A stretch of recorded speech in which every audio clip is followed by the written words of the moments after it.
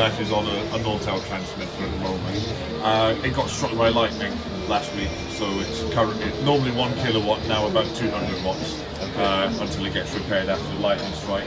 747 1602 has been on the ship previously, but now only 747 is on the ship, and this is the transmitter that we're using at the moment for 747.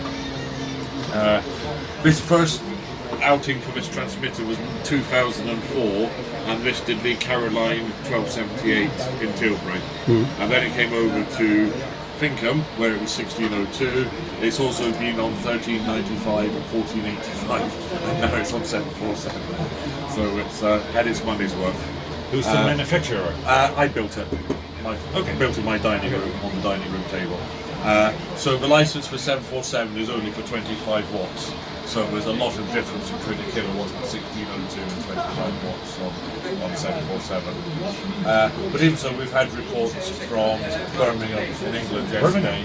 Now we're offshore, we're putting quite a good signalling to Amsterdam because we're going straight across the Isle of